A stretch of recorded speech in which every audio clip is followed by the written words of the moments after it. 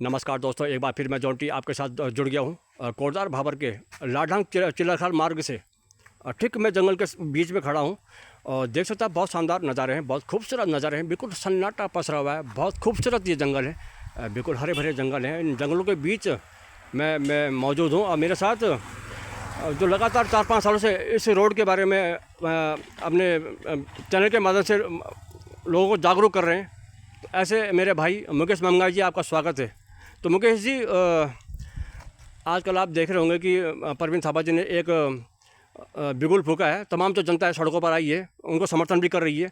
अब 25 साल उत्तराखंड को बने हो गए, लेकिन सरकार आई गई, लेकिन किसी भी सरकार ने इस रोड की सुध नहीं ली। तो आपको लगता है कि अब कुछ होने वाला है? सबसे पहले धन्यवाद दुलिया जी आपका।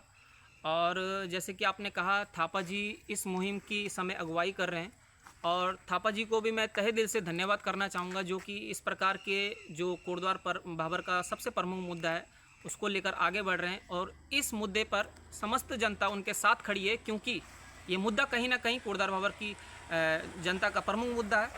और कहीं ना कहीं हर एक व्यक्ति चाहता है कि ये लालढांग चिल्लरखाल मार्ग बनकर तैयार हो, चाहे वो कोटद्वार की जनता हो, चाहे वो लालढांग की जनता हो।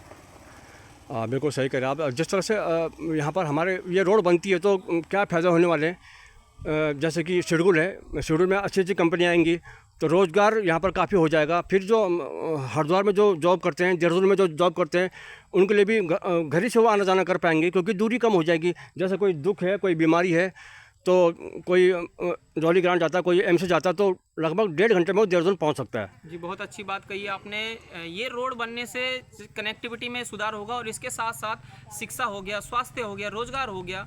हम सभी जानते हैं कि यहाँ पर हमारे सामने यहाँ पर पर्यटक नगरी है, तीर्थ स्थल हरिद्वार है, यहाँ पर देहरादून है जहाँ पर बड़े बड़े हॉस्पिटल हैं, ऋषिकेश में एम्स है। और विपरीत परिस्थितियों में जहाँ पर लोगों को ट्रांसफ़र यहाँ पर किया जाता है हॉस्पिटलों के लिए मुश्किल घड़ी में, तो एक लंबा रास्ता पड़ता है, जब नजीबाबाद होते हुए जाना पड़ता है। तो ये एक अच्छा विकल्प है, एक शॉर्टकट रास्ता है और इसमें समय की भी बचत होती है और धन की भी बचत होती है। बिल्कुल सही कहा आपने। और जिस तरह से लाढ़ांग जाना जाता है अपनी खेती बाड़ी के लिए, जो वहाँ की फसलें हैं बिल्कुल लहराती हैं, तो यहाँ से जो हमारे कोटद्वार भाबर के लोग हैं वहाँ से राशन फसल लेने जाएंगे, बहुत सारी चीज़ें, क्या फ़ायदा हो सकता है?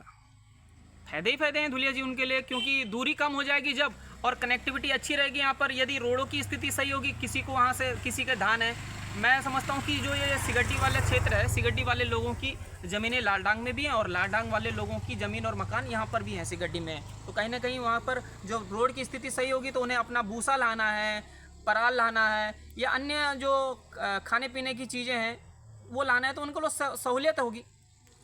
बिल्कुल सही कहा आपने। तो देखो, जनता चाहती है कि ये रोड बने। न जाने क्यों 25 सालों से ये रोड नहीं बनी, जबकि तमाम जो जगह पहाड़ों में हो गया, चाहे कोटद्वार नजाबाद हो गया, चाहे हरिद्वार नजाबाद हो गया, जंगल का रास्ता है, तो दिक्कत तो कुछ भी नहीं है। ये रोड बनने से बहुत फ़ायदा है कोटद्वार भाबर को ही नहीं, तमाम जो हमारे यमकेश्वर ब्लॉक हो, चाहे 3-4 जो विधानसभा है, उनको भी फ़ायदा होने वाला है। तो दुलिया जी, लाखों की संख्या में इससे लोग प्रभावित हैं और यदि ये रोड बन जाती है तो लाखों की संख्या में लोगों को इसका फायदा मिलने वाला है। लेकिन दुर्भाग्य कह सकते हैं उत्तराखंड का, क्योंकि 25 वर्ष लगभग होने को आए हैं और आज भी कोटद्वार की जनता इस मार्ग को बनाने के लिए रो रही है, ये कह सकते हैं। तो देखो, अब थापा जी ने जिस तरह से लोगों को जागरूक किया, जनता को जागरूक किया, जनता उनके साथ आ भी रही है। लेकिन यही है कि तो थापा जी जिस तरह से जनता को जागरूक कर रहे हैं, तो इस तरह से जो नेता थे वो जनता को जागरूक करते तो कितना अच्छा होता। जनता उनके साथ लाखों की संख्या में जाती। बहुत बहुत अच्छी बात की है आपने दुलिया जी कि यदि एक व्यक्ति जिसका कोई बैकग्राउंड नहीं है, जो कोई राजनीति से ताल्लुकात नहीं रखता है, और वो व्यक्ति यदि लालढांग चिल्लरखाल मार्ग के लिए खड़ा होता है और उस व्यक्ति के पीछे यदि लाखों की संख्या में लोग आ सकते हैं, तो आप तो जनप्रतिनिधि थे। जब आप जनप्रतिनिधि थे और आप एक बार हुंकार भरते कि इस मार्ग के लिए जनता को एक होना है, तो कहीं ना कहीं आपके पीछे तो लाखों से भी अधिक यहाँ पर जनता इसका समर्थन करने के लिए आपके पास होती। लेकिन दुर्भाग्य कह सकते हैं इसका। बिल्कुल, जनता चाहती भी है कि जनता को कोई मतलब नहीं कि कौन सी सरकार बनाएगी। जनता तो ये चाहती है सड़क बने, और जो भी सरकार बनाएगी उसको बिल्कुल सड़कों पर बैठाएगी। लेकिन मैं आपकी के माध्यम से आज कह रहा हूँ, यदि लालढांग चिल्लरखाल मार्ग कभी भी भविष्य में बनता है, कोई भी बनाए, उसके लिए कोई भी पार्टी का हो, कोई भी व्यक्ति विशेष हो, जब जो भी व्यक्ति इस मार्ग को बनाएगा, मैं उसके चरण स्पर्श करूँगा उस दिन, और हमेशा के लिए उसका फैन हो जाऊंगा मैं। बिल्कुल सही कहा आपने। तो मैं मेरे साथ मौजूद थे मुकेश मंगाई जी, और मैं जॉन्टी धुले आपसे जुड़ा था। बहुत बहुत धन्यवाद।